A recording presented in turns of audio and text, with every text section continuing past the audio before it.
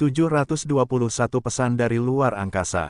Nama, kelahiran kembali penggarap abadi perkotaan penulis, Dewa Pedang 10 Mil, Si Li Jiansen. Plus matikan mengatur ulang. Tanggal 15 Agustus tahun 2012. Pada hari ini, manusia mendapat pukulan telak. Ketika banyak orang membuka mata, mereka menemukan bahwa seluruh dunia telah berubah total, itu bukan lagi tempat yang hanya diperuntukkan bagi manusia. Vampir, manusia serigala, manusia super, seniman bela diri, penyihir, alien. Hal-hal yang hanya ada dalam legenda dan cerita perlahan-lahan terungkap. Manusia akhirnya menyadari bahwa makhluk-makhluk ini selalu bersembunyi di samping mereka. Beberapa di antaranya telah ada selama lebih dari 10.000 tahun, jauh sebelum peradaban manusia kita. Alam Kunsu, peradaban Maya, keluarga, manusia serigala, saya tidak tahu bahwa bumi adalah tempat yang berbahaya, kata banyak orang di internet. Orang-orang menemukan banyak misteri sepanjang sejarah dan menemukan bahwa itu adalah eksploitasi atau sisa-sisa milik suatu negara transenden atau penguasa negara abadi.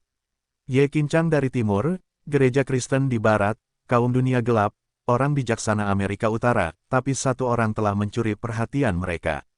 Chen Beixuan. Tidak pernah ada seseorang yang sekuat dan tak terkalahkan seperti Chen Beixuan sepanjang sejarah manusia, termasuk sejarah dunia kultivasi.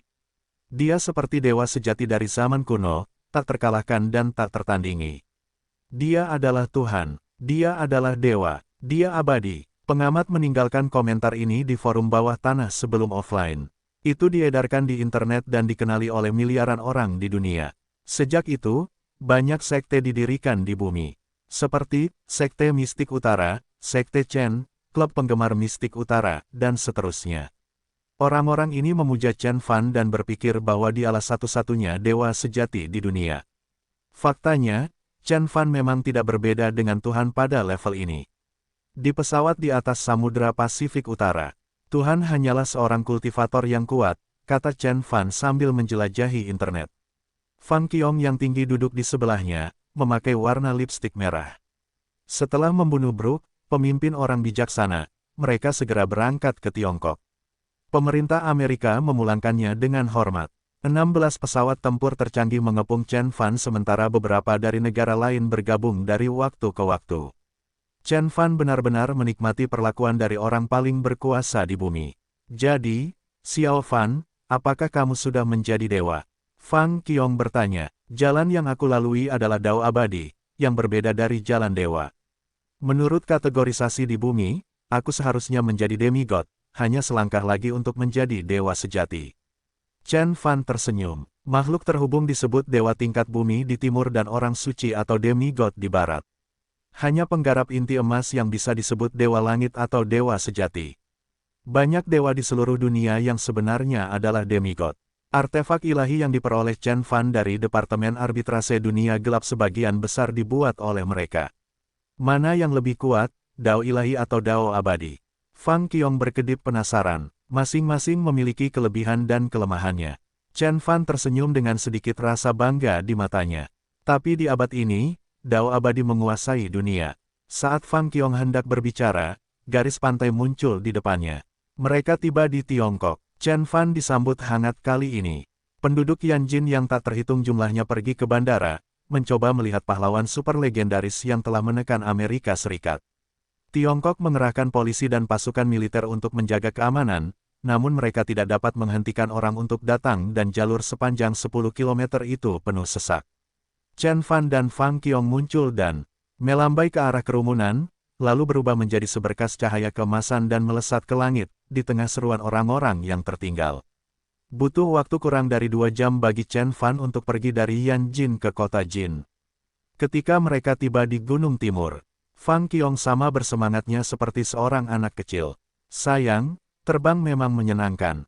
Aku ingin melakukannya lagi. Anya datang dengan cepat setelah melihat cahaya mendarat. Setelah mendengar Fang Qiong, dia berkata, kamu sudah memanggilnya sayang. Kamu akan memanggilnya apa setelah kamu menikah? Fang Qiong tidak lagi malu-malu, setelah semua yang terjadi di Amerika Serikat. Begitulah aku ingin memanggilnya. Kamu juga bisa melakukan hal yang sama jika kamu berani. Anya tersipu dan mencubit pinggang Fang Qiong. Dasar bocah bodoh. Seharusnya kamu senang setelah membuat berita sebesar ini. Pernahkah kamu memikirkan betapa khawatirnya kami? Wang Xiaoyun berkata dengan marah sambil mendekat dan meraih telinga Chen Fan. Sakit, Bu, kumohon, Chen Fan memohon dan menyeringai. Jika orang luar melihat ini, mata mereka akan melotot. Pria yang terbang ke Capitol Hill dan membuat Amerika Serikat menyerah adalah pemuda yang riuh ini. Hentikan, Wang Xiaoyun tidak mempercayainya. Bom nuklir tidak bisa membunuhmu dan kamu bilang ini menyakitkan. Tahukah kamu betapa khawatirnya aku, ayahmu, dan Xiaoya? Air mata mengalir di mata Wang Xiaoyun dan Anya. Chen Fan menghela nafas, lalu memeluknya dan berkata, Bu, saudari, tenanglah. Aku tidak akan membuatmu khawatir lagi. Wang Xiaoyun mendengus. Jika kamu segera menikah dengan Xiao Qiong dan memberiku seorang cucu, aku akan membiarkanmu melakukan apapun yang kamu inginkan dan aku tidak akan khawatir bahkan jika kamu mati di luar sana. Chen Fan berbalik dan menatap Fang Qiong. Melihat matanya yang lembut, dia berkata, baiklah, ayo kita lakukan. Janji Chen Fan untuk menikah telah dipikirkan dengan matang.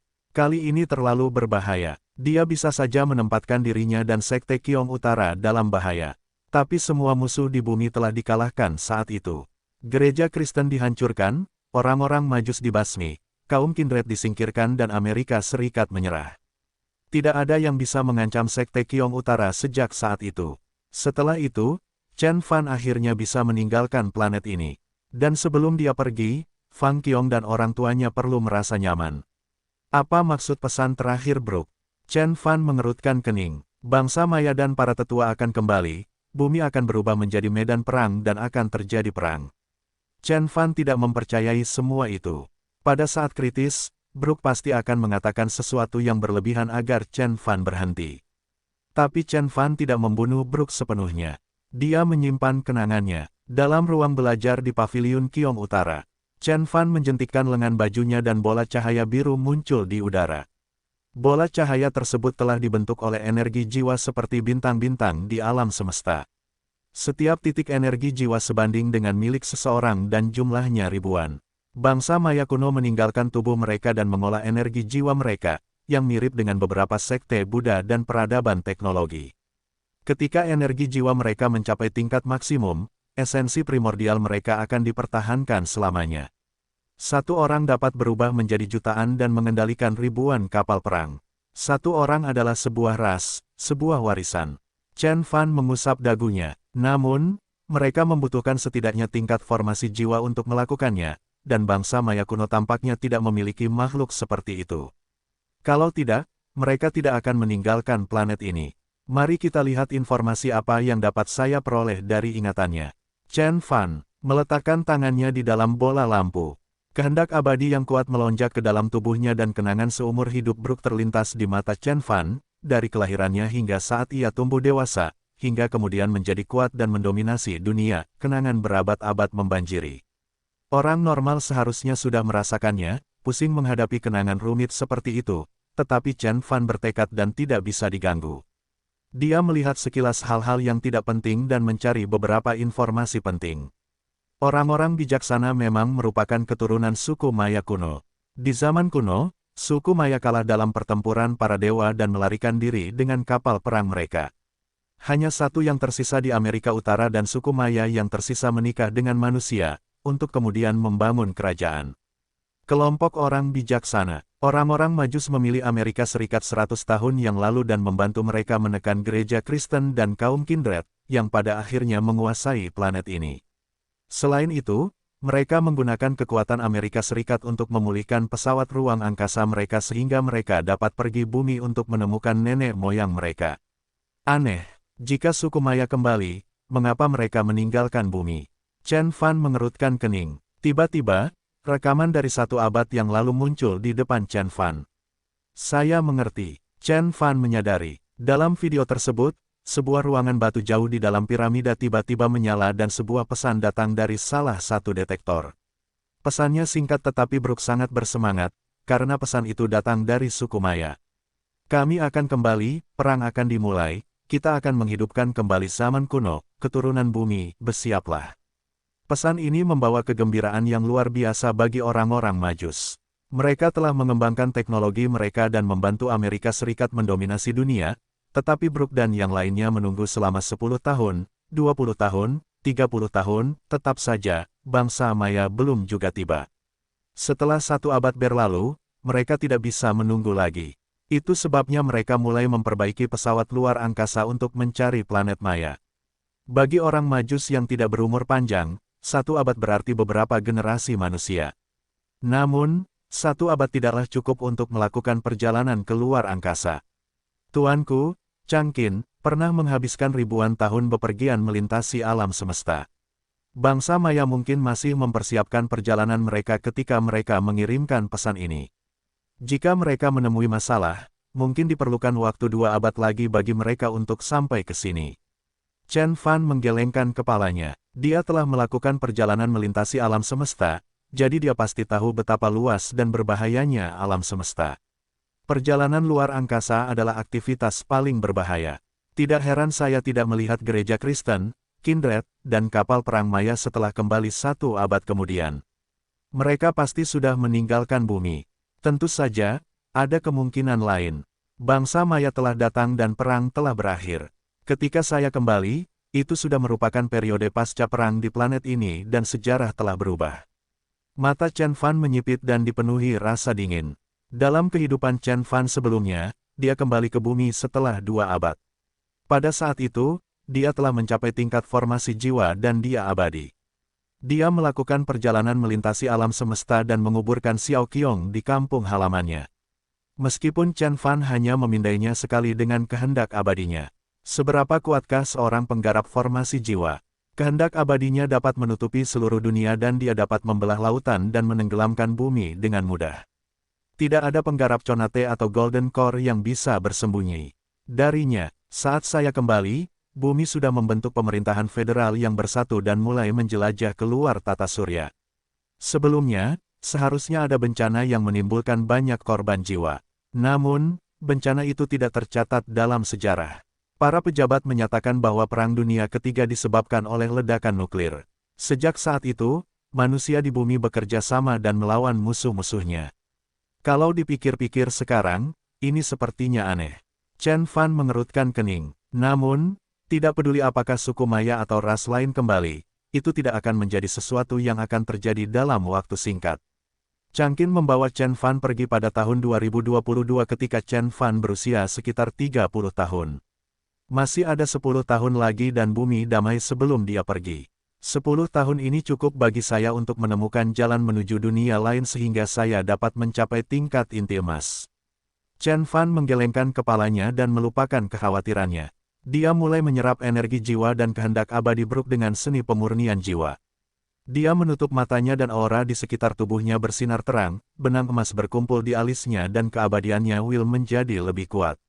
Pada saat yang sama, berita tentang pernikahan Chen Fan beredar di sekitar lingkungan. Awalnya, semua orang mengira itu palsu, tetapi setelah anggota keluarga Chen mengonfirmasinya, komunitas kelas atas di seluruh dunia menjadi lebih kuat diaduk itu. Adalah Chen Beixuan dan Fang Qiong. Pernikahan pasangan paling terkenal di dunia jelas merupakan sebuah peristiwa besar. Miliaran orang di bumi ingin melihatnya. Akhirnya pernikahan diputuskan digelar pada tanggal 31 Agustus. Chen Fan dan Fang Qiong tidak berencana menjadi besar. Mereka sudah mendapat cukup perhatian dari dunia. Ada ribuan perwakilan media di luar East Mountain setiap hari, mencoba mewawancarai mereka. Mereka semua adalah media terkemuka, termasuk BBC, CNN, AFP dan kantor berita Wall Street. Bahkan jika mereka tidak dapat melihat Chen Fan atau Fang Qiong, mereka juga akan mewawancarai anggota keluarga Chen dan murid dari Sekte Qiong Utara. Banyak reporter bahkan pergi ke kota Chuzhou dan Sisui untuk menyelidiki pengalaman Chen Fan sebagai seorang anak. Jiang Tanqiu menjadi terkenal baru-baru ini. Sebagai mantan teman sekelas Chen Fan, dia telah menjadi bintang di kota Chuzhou. Ajak saja beberapa teman sekelas, dan anggota keluarga Chen dan Fang. Jika kita membuatnya terlalu megah, seluruh Gunung Timur akan dipenuhi orang, kata Chen Gexin. Wang Xiaoyun merenung sejenak dan setuju. Tapi di mana pernikahannya akan dilangsungkan? East Mountain Meadow atau Songhai? Wang Xiaoyun bertanya. Jangan khawatir, aku akan mengurusnya. Chen Fan tersenyum. Pernikahan itu semakin dekat. Banyak orang di seluruh dunia yang mengetahui bahwa mereka tidak memenuhi syarat untuk menghadiri pernikahan datang lebih awal dan memberikan hadiah mereka. Pada tanggal 31 Agustus, para tamu dari seluruh dunia, termasuk politisi dari berbagai negara, Taipan, CEO, dan orang-orang hebat lainnya berkumpul di East Mountain. Kota Jin dibanjiri mobil mewah. Banyak penerbangan mendarat di kota dan memenuhi semua ruang di beberapa bandara terdekat. Meskipun Chen Fan tidak mengundang mereka, mereka tetap datang. Tuan Bill Gates, CEO Microsoft Corporation. Tuan Eric Schmidt, CEO Google. Felipe ke-6, Raja Spanyol, Kunlun. Memasang penghalang 10 km jauhnya dan penjaga militer ditempatkan di seluruh Gunung Timur, tetapi tidak ada yang bisa menghentikan masuknya para petinggi ini. Tampaknya semua nama terkemuka di seluruh dunia berkumpul di East Mountain. Ini terlalu megah. Saya tidak percaya kita bisa melihat ini seumur hidup kita, kata Fang Mingde. Semua orang di sini 100 kali lebih berharga daripada dirimu. Putri dan menantumu jauh lebih berkuasa, kata Sususu dengan nada meremehkan. Fang Mingde terkikik dan berkata, kamu tidak bisa membandingkanku dengan dia. Dia seorang sage. Tentu saja merupakan suatu kehormatan bagi kami bahwa Xiao Qiong bisa menikah dengannya. Status mereka meningkat akhir-akhir ini karena Fang Qiong. Siapa yang tidak ingin meremehkan Fang Mingde dalam beberapa hari terakhir dengan mengatakan bahwa dia telah menemukan menantu yang baik yang memberikan kejayaan bagi negara. Bahkan wali kota dan CEO perusahaan besar pun tersenyum padanya. Saat mereka memasuki paviliun Qiong Utara, seluruh tempat itu penuh dengan lampu terang dan dekorasi merah. Fang Qiong sangat cantik hari itu. Dia mengenakan gaun merah, jepit rambut giok, dan lipstik merah. Chen Fan mengenakan jubah hitam.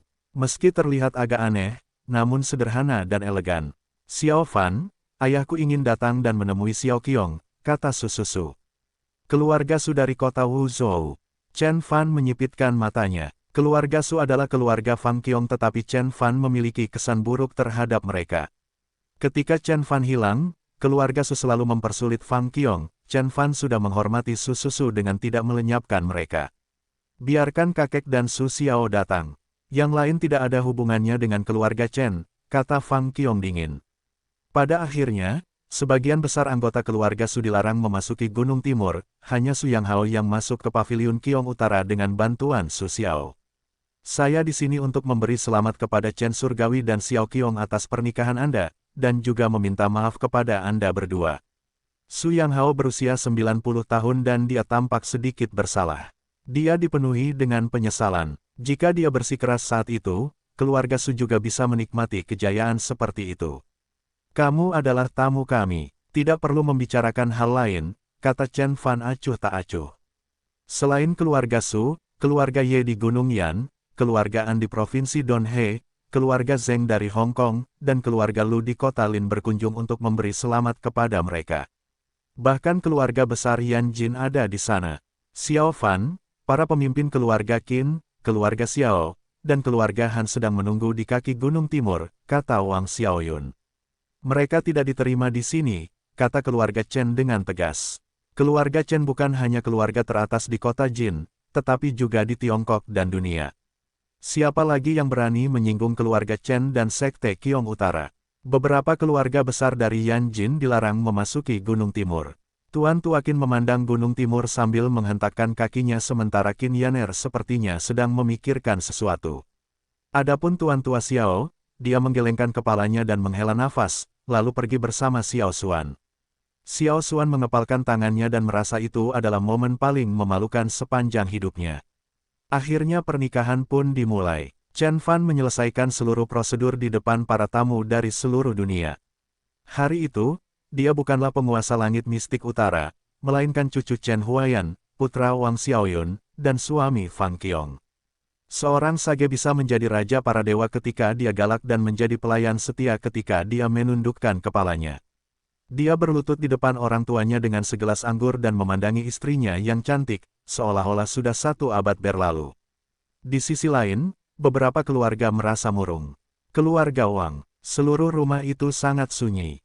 Sue Hongmei mengalami serangan jantung ketika dia melihat cahaya merah yang mengarah ke barat dan dia dikirim ke rumah sakit. Dia meneriakkan nama Wang Chen dan menyatakan bahwa dia telah melihat cucunya beberapa hari terakhir.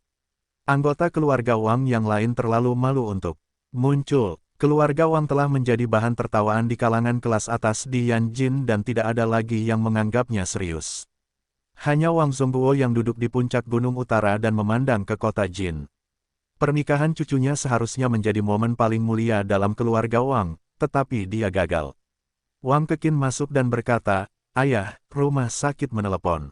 Ibu meninggal." Wang Zongguo tidak menjawab, dia hanya menghela nafas. Di kota Chuzhou, Jiang Churan akhirnya kembali dari Rumania. Chen Fan bergegas pergi setelah mengirimnya ke kota kecil. Dia menyaksikan pertempuran menakjubkan di Amerika saat dia berada di pesawat. Setelah dia sampai di rumah, Bibi Tang dan Jiang Haisan menangis bahagia. Namun segera, mereka mulai bertanya tentang hubungannya dengan Chen Fan dan apakah mereka masih berhubungan. Jiang Churan tahu apa yang sedang mereka lakukan dan merasa terganggu dengan hal ini. Chen Fan bukan lagi pemuda pemalu.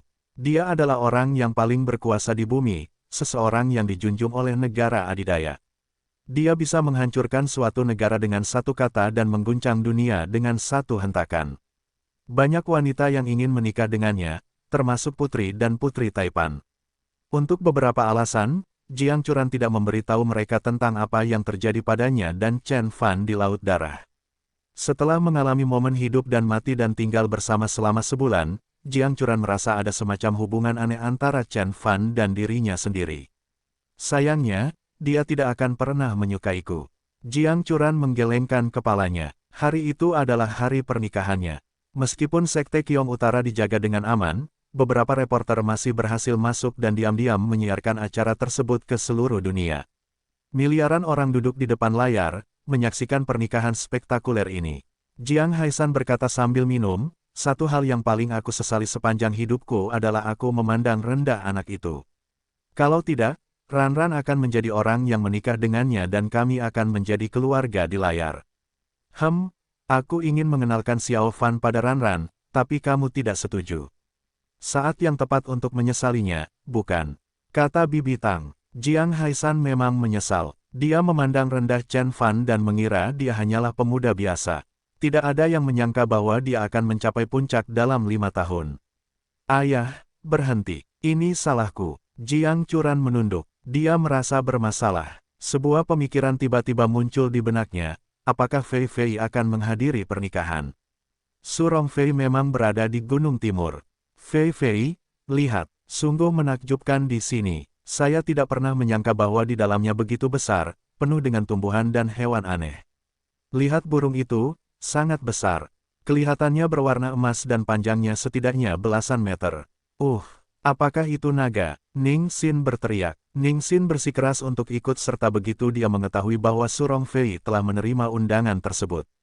Su Rongfei akhirnya menyerah, namun menyesali keputusannya begitu mereka memasuki arai besar naga hijau. Su Rongfei membenamkan wajahnya di telapak tangannya dan menggelengkan kepalanya tanpa daya. Pulau Yingzu tersenyum dan berkata, "Nugat emas diselamatkan oleh guru dari Pulau Yingzu, sedangkan Drek Putih adalah roh arai dari arai besar naga hijau. Nona Su, silakan lewat sini. Guru sedang menunggu Anda." "Ya," Su Rongfei mengangguk dan melanjutkan. Hanya politisi dan pengusaha terkuat yang bisa diundang untuk mengunjungi puncak Gunung Timur, namun mereka pun dilarang memasuki paviliun Qiong Utara karena itu hanya diperuntukkan bagi keluarga dan teman Chen Fan. Su Rongfei memperhatikan Chen Fan dan Fang Qiong segera setelah dia memasuki paviliun Qiong Utara. Kecantikan Fang Qiong yang luar biasa membuatnya tampak seperti dewi dunia lain.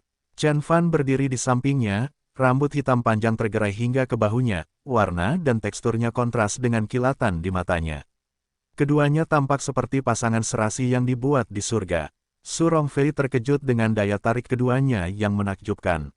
"Fei Fei, selamat datang. Datang ke sini untuk menemui ibu."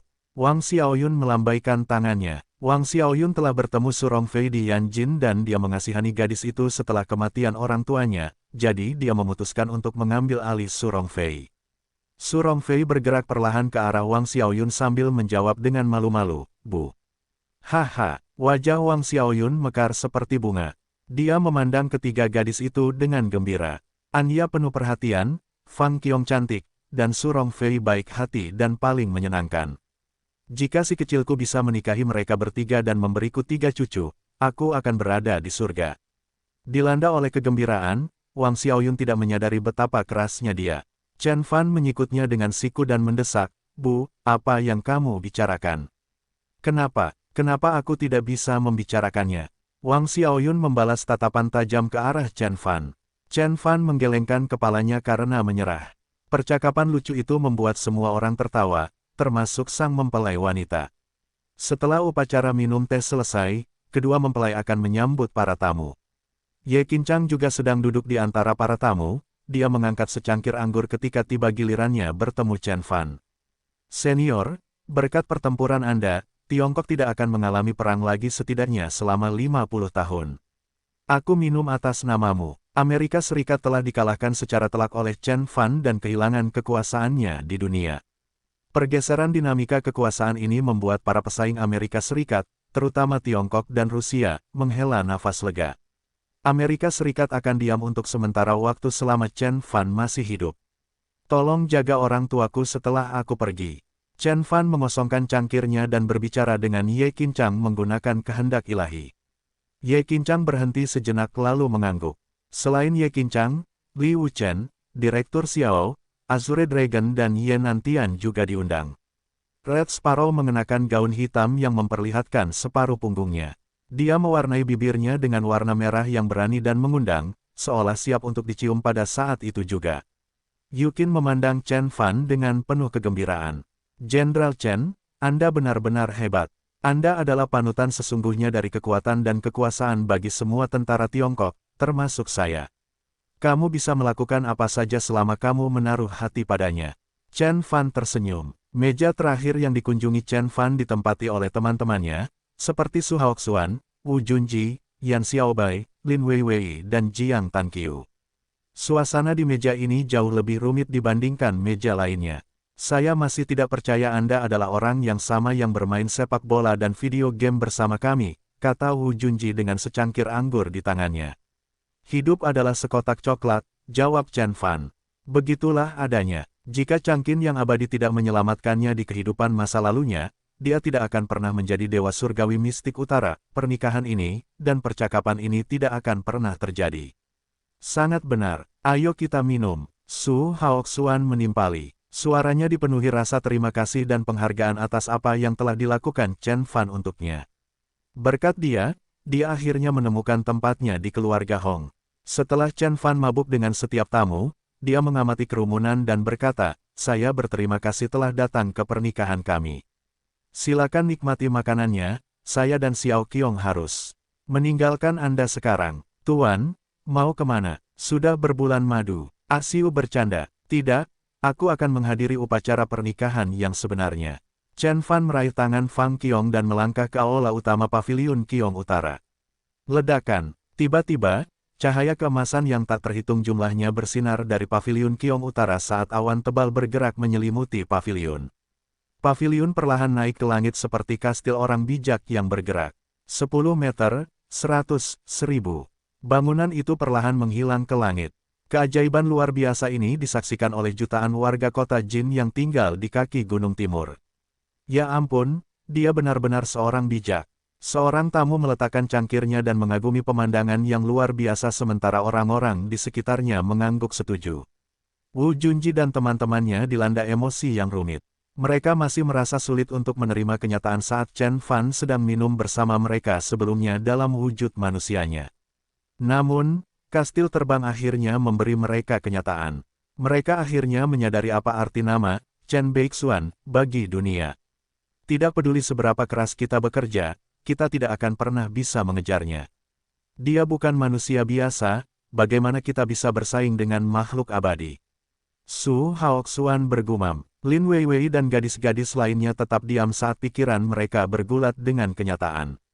Paviliun Qiong Utara tidak berhenti naik hingga mencapai beberapa ribu meter di atas tanah. Fang Qiong melihat ke bawah dari pagar, keterkejutan dan kegembiraan tertulis di seluruh wajahnya. Mereka berada di atas lautan awan dan di atasnya ada bintang-bintang terang berkilauan yang begitu dekat dengannya sehingga dia mengira dia bisa mengambilnya dari langit. Chen Fan berdiri di samping gadis itu dan berkata dengan lembut, bangunan ini disebut Paviliun Qiong Utara, yang saya beri nama menurut nama Anda. Ini bukan hanya sebuah bangunan, tetapi juga artefak Dharma. Setelah saya menyalurkan kekuatan Dharma ke dalam gedung, saya bisa menerbangkannya kemanapun aku mau.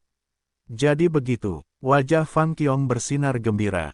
Dia telah memberitahu Chen Fan bahwa dia menyukai perasaan berada di udara, tetapi dia tidak pernah berpikir bahwa Chen Fan akan mewujudkan mimpinya, setelah menyiapkan kejutan seperti itu untuknya. Terima kasih, suamiku. Fang Qiong menjawab dengan genit seperti anak kucing kecil. Suara Fang Qiong hampir meluluhkan hati Chen Fan. Bahkan di kehidupan masa lalunya, dia belum pernah melihat Fang Qiong bersikap pemalu. Dia menunduk dan mencium gadis itu. Fang Qiong memejamkan mata, membiarkan air mata kebahagiaan mengalir di pipinya. Keduanya menikmati momen paling membahagiakan mereka dalam pemandangan dunia lain, antara sejuta bintang dan lautan awan. Fang Qiong belum pernah merasa seperti ini sebelumnya. Kekhawatiran, ketakutan, dan kekhawatirannya hilang. Seolah-olah dia telah memutar balik waktu, kembali ke masa kecilnya yang polos ketika dia bergaul dengan Chen Fan sepanjang waktu. Fang Qiong menempelkan tubuhnya erat-erat ke dada Chen Fan dan bertanya, Xiao Fan, mengapa kamu memilihku? Saudari An, Fei Fei, dan Jiang Churan semuanya adalah gadis yang baik, dan beberapa dari mereka bahkan lebih dekat denganmu daripada aku. Apakah itu karena kita bertemu saat kita masih kecil? Sudahkah aku memberitahumu tentang kisah penguasa surgawi mistik utara dan Dewi Si Qiong? Ini belum selesai, apakah kamu ingin mendengar sisanya? Chen Fan bertanya. Ya, Fang Qiong bersandar ke pelukan Chen Fan sementara mereka berdua duduk di tangga marmer, dia menatap langit berbintang dan mendengarkan. Pada ulang tahun ke-30 Chen Fan, dia pergi ke pesta reuni kelas. Saat mabuk dia memutuskan untuk mengakhiri hidupnya di sana dan kemudian dengan melompat dari sebuah gedung. Untungnya, dia diselamatkan oleh Changqin sang kultivator abadi dan bertemu Fang Qiong di alam Changmin. Mereka dengan cepat jatuh cinta lagi dan menjadi teman satu sama lain dalam perjalanan menuju pencerahan. Namun, Fang Qiong dibunuh oleh musuh Chen Fan. Kematiannya merupakan pukulan besar baginya, namun ia mengubah kemarahan dan kesedihan menjadi motivasi dan bersumpah untuk mencapai tahap akhir kultivasi untuk membawa kekasihnya kembali. Sisanya hanyalah sejarah. Dia menjadi dewa surgawi hanya dalam 500 tahun, tetapi jatuh selama kesengsaraan surgawi dan harus menghidupkan kembali masa remajanya. Saya mengerti. Fang Qiong bangkit ketika campuran perasaan yang kuat dan rumit bergolak di dalam dirinya. Dia akhirnya memahami sumber kekuatan dan kepercayaan diri Chen Fan. Gadis itu menepuk dada Chen Fan dan berkata dengan nada belas kasih dalam suaranya, pasti sulit bagimu di kehidupan sebelumnya. Bumi adalah sebuah planet kecil di alam semesta namun bahkan di sini persaingannya sangat ketat dan mematikan. Fang Qiong merasa sulit membayangkan kesulitan yang dialami Chen Fan untuk mencapai ketinggian seperti itu dalam kultivasinya. Chen Fan menarik gadis itu lebih dekat kepadanya dan berkata, memikirkanmu selalu meringankan rasa sakitku. Aku membuat banyak kesalahan di kehidupanku yang lalu, aku akan memastikan aku tidak akan mengulanginya lagi. Mereka berdua bersandar satu sama lain untuk waktu yang lama sampai gadis itu akhirnya mengumpulkan cukup keberanian untuk memecah kesunyian. Suamiku, ayo masuk ke dalam. Baiklah, itu adalah malam kesempurnaan yang penuh kebahagiaan. Ketika Fang Qiong bangun keesokan harinya, dia menyadari bahwa Chen Fan tidak ada di sampingnya. Dia memandang keluar jendela dan melihat matahari terbit dari timur, lautan awan bermandikan cahaya keemasannya yang megah. Chen Fan sedang berdiri di dekat pintu masuk. Sun Xin menguraikan sosoknya, memberinya penampilan dewa perang. Itulah laki-laki saya, satu-satunya orang yang akan menghabiskan seluruh hidup saya bersamanya. Pikiran itu semanis madu. Bahkan ketika dia bangun dari tempat tidur untuk mencari Chen Fan, dia menyadari bahaya sedang mengintai. Makhluk besar mirip burung muncul dari langit timur, menyembunyikan wujud aslinya di bawah sinar matahari yang cerah. Benda itu bergerak dengan kecepatan luar biasa dan tiba di Paviliun Qiong Utara dalam sekejap. Dia akhirnya menyadari bahwa makhluk itu adalah laki-laki. Pria itu mengenakan jubah naga dan mahkota kaisar dengan 12 jumbai vertikal yang menutupi bagian depan dan belakangnya. Jubah naga itu ditutupi dengan simbol mistik yang menyerupai guntur. Tubuh pria itu dikelilingi oleh kobaran api emas. Namun, setelah melihat lebih dekat, Chen Fan menyadari bahwa itu bukanlah api, melainkan cahaya dari kilat emas yang bergerak di sekelilingnya. Chen Beixuan, aku telah menunggumu sejak kemarin. Saatnya kamu mati. Pria itu membuka mulutnya dan suaranya terdengar seperti gemuruh guntur di kejauhan. Energinya memiliki karakter yang mirip dengan dewa tingkat bumi Leixing, tetapi jauh lebih kuat. Chen Fan menyipitkan matanya dan bergumam pada dirinya sendiri, dewa tingkat bumi Hanshi. Memang, ini aku. Pria itu melayang di udara, mengenakan pakaian megah kaisar. Tatapannya mantap dan tajam, kilatan petir melintas di matanya dari waktu ke waktu. Kehadirannya begitu kuat hingga awan bergejolak. Tidak diragukan lagi dia adalah musuh paling berbahaya yang pernah ditemui Chen Fan di dunia. Dia adalah master sekte dari sekte Guntur Surgawi, dewa tingkat bumi Hanshi. Hati Fang Qiong tiba-tiba tenggelam ke dasar gua es.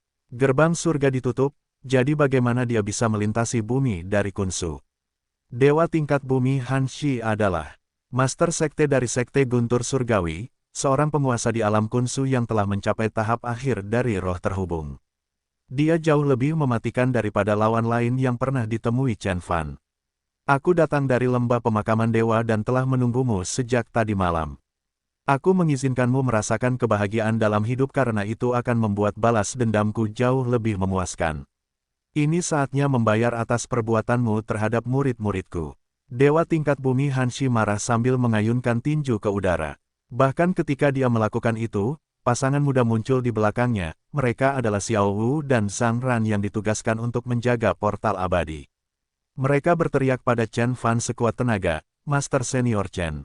Keluar dari sini sekarang juga. Dia menggunakan harta karun abadi dan melewati portal. Peringatan keduanya dipotong oleh dewa tingkat bumi Hanshi saat dia melambaikan tangan dan memanggil kekuatan tak terlihat untuk menyerang pasangan muda itu. Pemuda dan gadis itu tiba-tiba menghilang, hanya kabut darah yang tersisa yang menunjukkan bahwa mereka masih hidup sedetik sebelumnya. Mereka telah mengkhianati Kunsu. Kematian mereka berdua, Xiao Wu, Zhang Ran. Chen Fan menyipitkan matanya saat rasa dingin melintas di wajahnya. Dia terlalu lambat untuk menghentikan tragedi itu. Pasangan muda itu berasal dari sekte air hitam di alam Kunsu, tetapi mereka ramah terhadap orang-orang di bumi. Tuan mereka telah mengorbankan diri demi kelangsungan hidup bumi, dan begitu pula mereka. Qian Yexue, kamu adalah Dewi Istana Dewa Salju. Beraninya kamu mengkhianati kaummu sendiri. Aku akan membawamu kembali ke Kunsu dan membawamu ke pengadilan. Dewa tingkat bumi Hanshi mengulurkan lengannya, mengirimkan gelombang energi kuat yang membersihkan awan dan menekan ke Green Dragon Grand Array.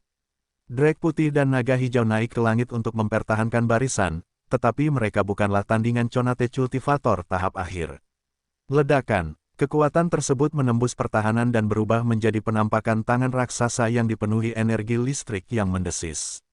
Tangan itu menyentuh Qian Yexue dan menangkapnya, mengangkatnya ke atas awan. Apa yang sedang terjadi? Para tamu di East Mountain Meadow terkejut dengan perkembangan tersebut. Chen Huaiyan dan Ye Qincang bergegas memeriksa langit, dan menemukan bahwa mereka sedang diserang. Sial, dia musuh yang kuat. Kami akan membantu Senior Chen, sementara kalian semua mulai mengerjakan Green Dragon Grand Array. Keduanya menjelma menjadi dua seberkas cahaya yang melintasi langit dan menghilang ke dalam awan. Sementara itu, dewa tingkat bumi Hanshi telah membawa Qian Yexue ke hadapannya. Wajah Qian Yexue menjadi gelap begitu dia melihat siapa yang mengejarnya. Master Sekte Lei, bagaimana kamu bisa sampai di sini? Saya pikir portal abadi telah disegel. Apakah kamu takut? Aku tidak pernah mengira kamu akan mengkhianati Kunsu. Kamu bertanggung jawab langsung atas kematian Leixing dan Tianmin. Aku akan membawamu ke pengadilan hari ini.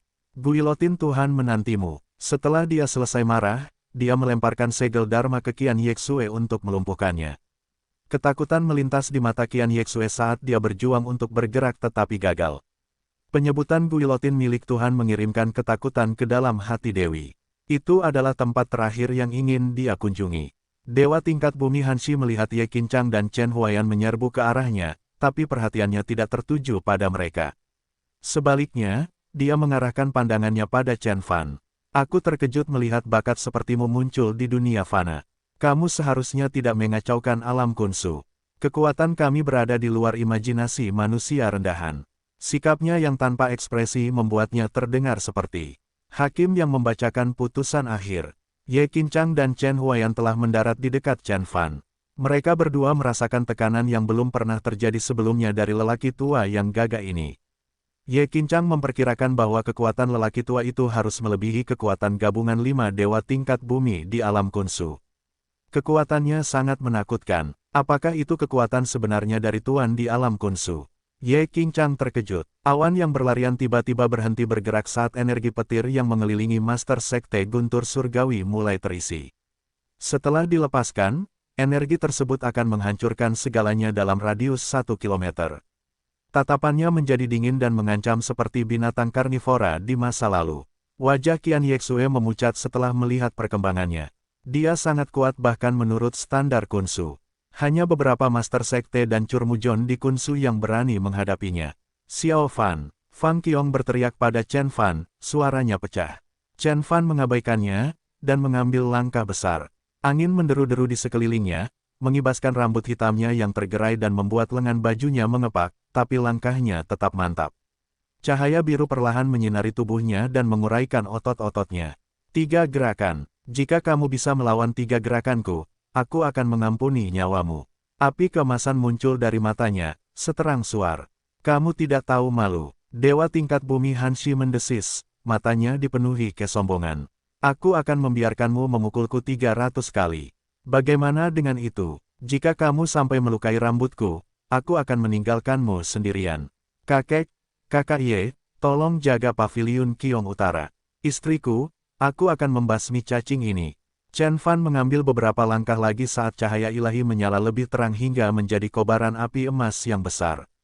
Bulan madunya terhenti, dan kekasih mereka diserang. Dia menuangkan semua amarahnya ke dalam api di sekelilingnya, sampai api itu cukup panas untuk membakar seorang dewa surgawi sampai mati. Tiba-tiba, 2 energi kuat itu saling bertabrakan. Ledakan, dampaknya membelah lautan awan menjadi 2. Orang-orang di darat terguncang setelah mereka merasakan kekuatan mengerikan di atas awan. Energi musuh sangat kuno dan lapar. Hua Yunfeng, Xie Yan dan Azure Dragon semua tahu bahwa Chen Fan sedang melawan musuh yang kuat. Betapapun cemasnya perasaan mereka tidak dapat berbuat apapun untuk membantu. Tolong santai semuanya, kita harus percaya pada kemampuan guru kita. Dia akan menang, dia selalu menang, kata Hua Yunfeng dengan tegas, mencoba menenangkan semua orang. Kedua energi itu saling terkait saat menggerakkan awan hingga membentuk 2 siklon. Kedua angin puting beliung itu bertambah besar saat mereka saling bertabrakan. Curahan energi dari bentrokan ini memaksa Ye Qinchang dan Chen Huaiyan mundur ke paviliun Qiong Utara. Paviliun Qiong Utara adalah artefak Dharma, oleh karena itu dapat memberikan perlindungan. Ye Qinchang juga menyelamatkan Qian Yexue dari kekacauan itu. Beritahu Chen Surgawi untuk berhati-hati. Dia adalah musuh yang kuat. Bahkan Master Sekte Mistik Azure pun takut bersilangan pedang dengannya, desak Qian Yexue. Ye Qinchang tersenyum masam. Mereka bahkan tidak mau mendekati Chen Fan, apalagi memperingatkannya akan bahaya apapun. Namun, kata-kata gadis itu mengejutkan Ye Qinchang. Dia, Chen Fan, dan dewa tingkat bumi Hanshi semuanya adalah penggarap terhubung, tetapi kekuatannya jauh lebih rendah. Dewa tingkat bumi Hanshi bisa saja membunuhnya hanya dengan mengangkat 1 jari. Jadi itulah kekuatan level Conate tahap akhir. Pantas saja Senior Chen memberitahuku bahwa setiap kali aku membuat kemajuan di level Conate, kekuatanku akan meningkat setidaknya 10 kali lipat. Perbedaan antara tahap awal dan tahap akhir penggarap terhubung sama hebatnya dengan pengguna kekuatan internal dan pejuang negara abadi, gumam Ye Qinchang pada dirinya sendiri. Sementara itu, pertarungan di langit baru saja dimulai. Chen Fan mengangkat telapak tangannya dan mengangkatnya. Dengan suara keras, pedang hitam dengan energi mendesis muncul di tangannya. Energi listrik ungu mengalir melintasi tulang tebal pedang itu dari waktu ke waktu. Badan bilahnya jernih dan dipenuhi energi yang menyetrum. Pisau guntur ungu dibuat oleh master leluhurku dengan menggunakan tubuh dewa petir. Kamu pikir kamu bisa mengalahkanku dengan senjataku sendiri? Dewa tingkat bumi Hanshi tertawa terbahak-bahak. Dia melambaikan lengan bajunya dan memanggil naga guntur besar. Mata naga itu seperti 2 bola petir yang berkedip-kedip. Setan guntur ilahi. Itu adalah kekuatan ilahi yang paling kuat dari Sekte Guntur Surgawi. Leixing telah menggunakannya sebelumnya, tetapi eksekusi seni itu oleh dewa tingkat bumi Hanshi jauh lebih mematikan jika dibandingkan. Retas pertama, teriak Chen Fan. True Essence dituangkan ke dalam Thunder Blade saat kilatan cahaya semakin kuat. Ukuran Blade Aura tumbuh dengan cepat dan mencapai 100 meter dalam sekejap, menerangi langit dengan cahaya mematikannya seperti pedang legendaris yang dipegang oleh Dewa Primordial. Bilah Qi membelah lautan awan saat sambaran petir menyentak dari tubuh bilahnya, mengisi energinya. Ini adalah Dewa tingkat bumi Hanshi terkejut. Wajahnya yang tanpa ekspresi akhirnya menunjukkan tanda-tanda ketakutan dan keterkejutan saat dia menyaksikan bagaimana kekuatan pedang itu melonjak melampaui apa yang pernah dia bayangkan. Dewa tingkat bumi Hanshi tidak pernah berpikir untuk menemukan kemampuan luar biasa seperti itu pada manusia fana. Bukankah dia baru saja mencapai level Dewa Bumi? Kenapa dia sudah lebih kuat dariku? Bahkan saat Dewa tingkat bumi Hanshi merenung, Chen Fan menyerang. Retakan. Bilah ilahi menyapu langit dalam bentuk busur datar. Serangan itu jauh lebih menakjubkan jika dilihat dari tanah. Blade Aura membelah awan setebal selimut dengan energi ungunya yang mendesis. Pergerakan aura pedang membuat bulu kuduk merinding. Pukulan itu ditujukan pada dewa tingkat bumi Hanshi. Baginya, rasanya seperti pedang itu telah meretas realitas terbuka itu sendiri, menciptakan celah yang menyedot semua materi ke dalam kehampaan, hingga hanya pedang dan gerakannya yang tersisa. Merusak, dewa tingkat bumi Hanshi berteriak dengan tergesa-gesa, mencurahkan kekuatan dharmanya ke naga emas.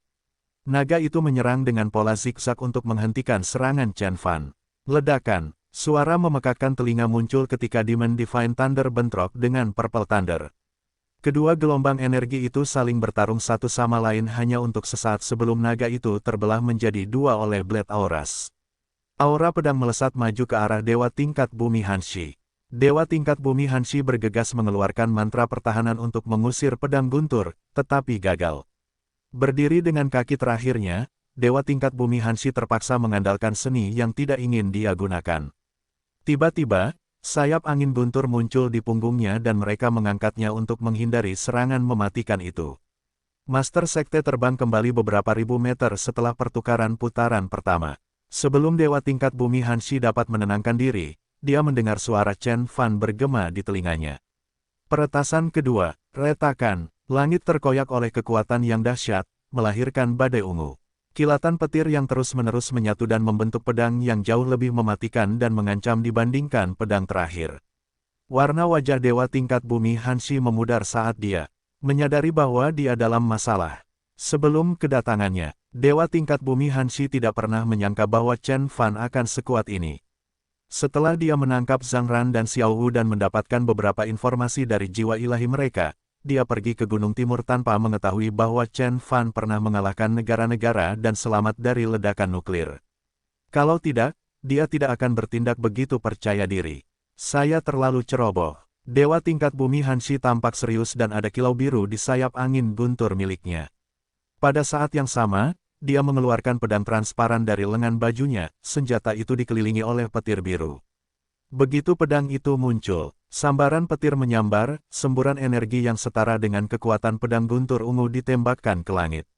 Dewa tingkat bumi Hanshi berkata dengan bangga, pedang itu disebut pedang pembalasan surgawi.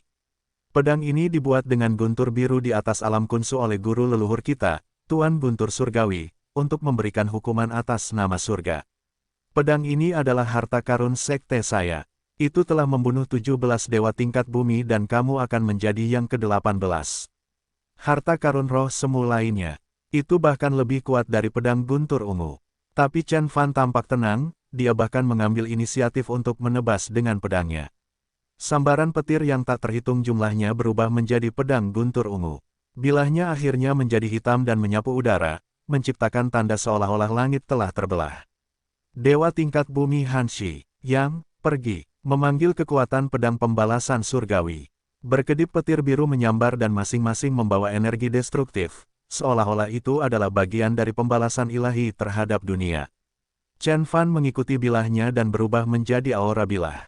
Kekuatan dewa tingkat bumi Hanshi juga dimasukkan ke dalam pedang retribusi surgawi. Dua harta karun roh semu, pedang retribusi surgawi transparan dan pedang guntur yang dikelilingi oleh petir ungu, berbenturan satu sama lain di udara. Bang, bang, kedua petir itu saling bertabrakan. Setiap kilatan petir biru dan petir ungu membawa energi yang menakutkan, cukup untuk memecahkan batu-batu raksasa dan menghancurkan kendaraan militer. Area dengan radius sekitar 100 meter langsung berubah menjadi lautan petir. Pergi, teriak dewa tingkat bumi Hanshi. Matanya seperti kilatan cahaya dan energinya menghancurkan bumi. Aura 10 kaki dipenuhi dengan kekuatan Dharma Guntur yang menakutkan. Siapapun yang memasuki area itu akan hancur berkeping-keping oleh energi dan sambaran petir, tapi Chen Fan terus mendorong dengan pedangnya. Chen Fan memandang dewa tingkat bumi Hanshi dengan dingin. Dia hanya ingin membelah pria ini menjadi dua, terutama karena telah mengganggu pernikahannya. Ledakan. Pada akhirnya, dewa tingkat bumi Hanshi kewalahan dan dia terjatuh ke belakang, menciptakan lubang besar di awan. Pedang pembalasan surgawi juga mengeluarkan beberapa suara dan bergetar hebat. Berbicara tentang kualitas, pedang pembalasan surgawi lebih baik daripada pedang guntur ungu dan juga merupakan harta karun roh semu, tetapi yang satu dibuat dengan petir dan yang lainnya diciptakan dari tubuh entitas. Dari segi material, pedang pembalasan surgawi dikendalikan oleh Master Sekte dari Sekte Guntur Surgawi, dan telah disempurnakan berkali-kali. Namun, Chen Fan jauh lebih kuat dari dewa tingkat bumi Hanshi. Tidak mungkin. Bagaimana ini mungkin? Dewa tingkat bumi Hanshi tercengang. Dia adalah Master Sekte dari Sekte Guntur Surgawi, sosok tertinggi di alam kunsu dengan harta karun kuasi roh, tidak kurang. Bagaimana dia bisa kalah dari seseorang dari dunia fana? Jika kamu memiliki harta karun roh, kamu mungkin bisa bertarung denganku. Makhluk Conate tahap puncak tidak berarti apa-apa bagiku. Chen Fan mencibir dan bergerak maju. Pedang guntur ungu mengeluarkan suara mendengung. Ini adalah momen langka yang bisa mengalahkan pedang pembalasan surgawi setelah ribuan tahun. Dewa tingkat bumi Hanshi membeku. Harta karun roh tidak dapat digunakan, kecuali jika itu adalah masalah hidup dan mati. Meskipun dia adalah Master Sekte, dia tidak berani membawanya ke bumi dan menjadi pendosa sekte tersebut. Dewa tingkat bumi Hanshi berteriak, tubuh Dharma Guntur Surgawi. Hantu raksasa, yang juga mengenakan jubah naga dan mahkota kaisar, muncul di belakangnya. Energi mengerikan mengelilinginya, seolah-olah itu adalah Lord Heavenly Thunder. Begitu hantu itu muncul, dewa tingkat bumi Hanshi menjadi lebih ganas dari sebelumnya. Sungguh mengejutkan melihat ada seni tubuh Dharma di bumi, tapi itu hanya diciptakan oleh Anda. Bagaimana hal itu bisa menghentikan saya? Tangan Chen Fan tidak berhenti bergerak. Bang! Sebuah petir menyambar ketika pedang guntur menebas. Dewa tingkat bumi Hanshi juga maju dengan pedangnya. Hantu di belakangnya mengikutinya, menarik pedang semi-transparan dari udara tipis. Pedang itu mirip dengan pedang pembalasan surgawi, seolah-olah ada dua dewa tingkat bumi Hanshi yang hadir. Tubuh Dharma adalah seni rahasia alam kultivasi. Itu bisa meningkatkan kekuatan semua jenis kekuatan ilahi dan mantra Dharma yang pernah dicapai. Bentuk Kunpeng Dharma Chen Fan dan setan harimau Tong San juga merupakan badan Dharma, tetapi dewa tingkat bumi Hanshi tidak pernah bisa dibandingkan dengan bentuk Kunpeng Dharma, bahkan Tong San bisa mengalahkannya setelah memasuki level Conate. Ledakan, pedang guntur dan pedang pembalasan surgawi kembali berbenturan. Kali ini, Chen Fan tidak menahan diri lagi. Dia menebas dan membelah tubuh guntur surgawi, menghantam dewa tingkat bumi Hanshi hingga tewas. Ah! Dewa tingkat bumi Hanshi berteriak. Dia bentrok dengan gunung dekat gunung timur dan membaginya menjadi dua. Jika badan dewa tingkat bumi miliknya tidak cukup kuat, dia akan hancur berkeping-keping. Lagi, Chen Fan turun dari langit dengan mata dingin. Dewa tingkat bumi Hanshi ketakutan. Ini adalah pertama kalinya dia merasa hidupnya terancam. Kekuatan mengerikan Chen Fan berada di luar imajinasinya. Bahkan Master Sekte dari Sekte Mistik Azure atau Master Istana Yuntian tidak sekuat dia. Dewa tingkat bumi Hanshi melesat keluar dari gunung dan mengepakkan sayap angin gunturnya, lalu berubah menjadi kilat putih dan melarikan diri. Dia tidak bisa membayangkan mengapa ada Tuan di dunia fana. Kamu tidak bisa pergi. Setiap langkah yang diambil Chen Fan menempuh jarak 1000 kaki.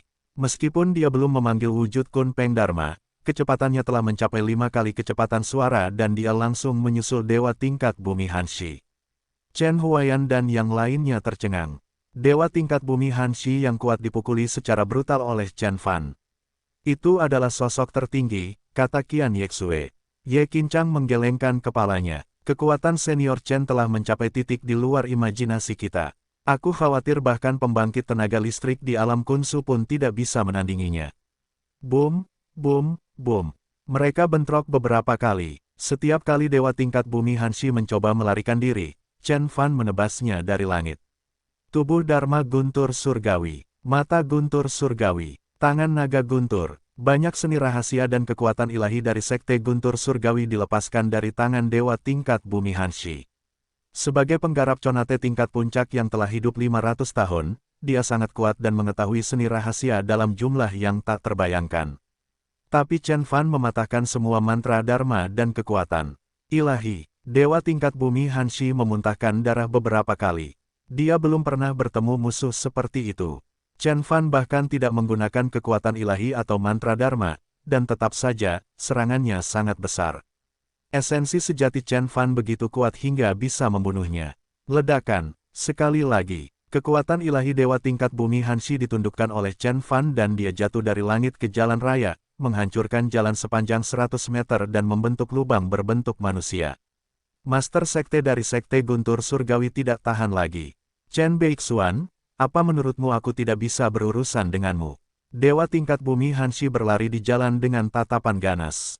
Omong kosong, Chen Fan mengabaikannya dan menebas sambil melaju ke depan. Pergi ke neraka. Dewa tingkat bumi Hanshi mengeluarkan bola giok hitam dan putih yang dikelilingi oleh dua naga ki dari lengan bajunya. Ada kilatan petir di sekitar bola giok, membawa kekuatan penghancur. Qian Yexue melihat bola giok di udara dan terkejut. Oh tidak, itu adalah Guntur Yin yang dari Sekte Guntur Surgawi. Kudengar dewa tingkat bumi dari sekte tersebut memerlukan waktu lebih dari 1 abad untuk membuatnya. Itu cukup kuat untuk menghancurkan bumi. Tapi sudah terlambat, dewa tingkat bumi Hanshi telah menyalakannya. Ledakan, dua aliran udara hitam putih meledak dan berubah menjadi badai petir yang mengerikan. Seluruh area sepanjang 3 km diselimuti oleh ki hitam dan putih. Jalan raya, pepohonan, halaman rumput, dan sawah di dekatnya hancur total. Bang! Sinar cahaya keemasan keluar dari badai petir dan Chen Fan muncul. Dia mengenakan armor api emas dan kekuatan tubuh ilahinya melonjak secara maksimal. 5 segel guntur di atas kepalanya mengeluarkan seberkas cahaya. Beraninya kamu. Chen Fan sangat marah. Dia tidak pernah berpikir bahwa dewa tingkat bumi Hanshi akan memiliki taktik seperti itu sama kuatnya dengan bom energi orang Majus. Jika Chen Fan tidak menyalakan perisainya tepat waktu, dia akan terluka parah.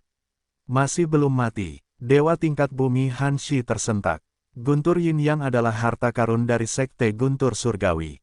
Bahkan Master Sekte dari Sekte Mistik Azure tidak dapat bertahan dari serangannya. Lantas, seberapa kuat tubuh Chen Fan? Terima satu serangan lagi dariku. Kemudian, dewa tingkat bumi Hanshi segera menyerang lagi, namun kali ini, dia menembak ke arah gunung timur. Sebuah gangguan. Oh tidak, Chen Fan terkejut. Dia dengan cepat berubah menjadi seberkas cahaya dan melintas ke arah guntur ilahi dengan kecepatan suara beberapa kali lipat. Jika guntur ilahi meledak, semua orang di gunung timur akan mati. Saat dia mengikuti guntur Yin Yang, dia melemparkan beberapa mantra Dharma dan menyegel guntur surgawi. Pada saat yang sama, dewa tingkat bumi Hanshi telah berubah menjadi cahaya biru dan menghilang di langit. Aku akan membunuhmu kemanapun kamu pergi. Chen Fan sangat marah, dia segera berlari mengejarnya. Saat keduanya menghilang, hanya kekacauan di dekat gunung timur yang tersisa. Kembang api untuk pernikahannya agak terlambat. Wang Xiaoyun tersenyum malu.